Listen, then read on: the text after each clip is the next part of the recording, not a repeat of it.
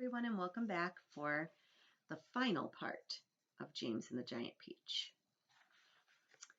Chapter 38. 5 minutes later, they were all safely down, and James was excitedly telling his story to a group of flabbergasted officials, and suddenly everyone who had come over on the Peach was a hero. They were all escorted to the steps of City Hall, where the mayor of New York made a speech of welcome. And while he was doing this, 100 steeplejacks, armed with ropes and ladders and pulleys, swarmed up to the top of the Empire State Building and lifted the Giant Peach off the spike and lowered it to the ground. Then the mayor shouted, "We must now have a ticker tape parade for our wonderful visitors." And so a procession was formed, and in the leading car, which was an enormous open limousine, sat James and all his friends. Next came the Giant Peach itself.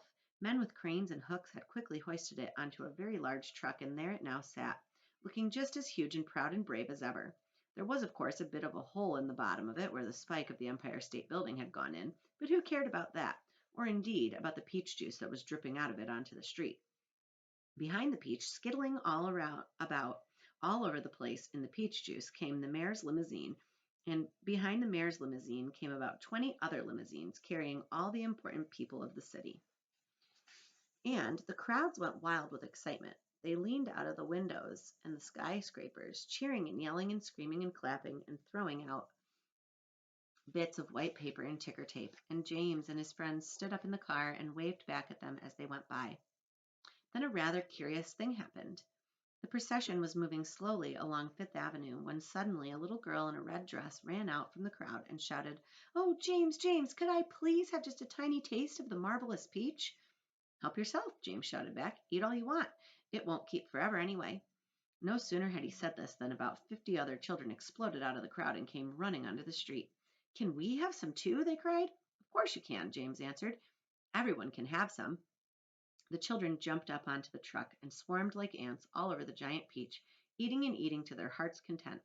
And as the news of what was happening spread quickly from street to street, more and more boys and girls came running from all directions to join the feast. Soon there was a trail of children a mile long chasing after the Peach as it proceeded slowly up Fifth Avenue. Really, it was a fantastic sight. To some people, it looked as though the Pied Piper of Hamelin had suddenly descended upon New York. And to James, who had never dreamed that there could be so many children as this in the world, it was the most marvelous thing that had ever happened. By the time the procession was over, the whole gigantic fruit had been completely eaten up, and only the big brown stone in the middle, licked clean and shiny by 10,000 eager little tongues, was left standing on the truck. So there it was at the beginning of the parade, and now it's down to just the peach pit. Chapter 39. And thus the journey ended, but the travelers lived on. Each one of them became rich and successful in the new country. The centipede was made vice president in charge of sales of a high-class firm of boot and shoe manufacturers. The earthworm, with his lovely pink skin, was employed by a company that made women's face creams to speak commercials on television. The silkworm and Miss Spider, after they had both been taught to make nylon thread instead of silk, set up a factory together and made ropes for tightrope walkers. The glowworm became the light inside the torch on the Statue of Liberty and thus saved a grateful city from having to pay a huge electric bill every year. The old green grasshopper became a member of the New York Symphony Orchestra, where his playing was greatly admired. The ladybug, who had been haunted all her life by the fear that her house was on fire and her children all gone, married the head of the fire department and lived happily ever after. And as for the enormous peach stone, it was set up permanently in a place of honor in Central Park and became a famous monument. But it was not only a famous monument. It was also a famous house, and inside the famous house there lived a famous person, James Henry Trotter himself. And all you had to do any day of the week was go and knock upon the door, and the door would always be open to you.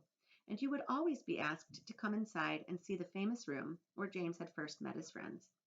And sometimes, if you were very lucky, you would find the old green grasshopper in there as well, resting peacefully in a chair before the fire, or perhaps it would be the ladybug who dropped in for a cup of tea and a gossip, or the centipede to show off a new batch of particularly elegant boots that he had just acquired. Each day of the week, hundreds and hundreds of children from far and near came pouring into the city to see the marvelous peach stone in the park. And James Henry Trotter, who once, if you remember, had been the saddest and loneliest little boy that you could find, now had all the friends and playmates in the world.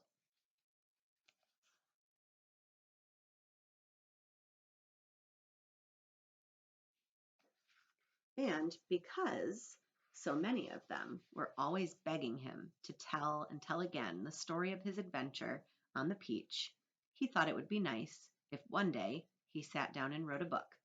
So he did. And that is what you have just finished reading. Very similar ending to the BFG. Thank you all for listening to this story every day, and I hope you really enjoyed it. Please leave a final comment on our Schoology page about the book James and the Giant Peach, and I'll see you next week with a new read aloud.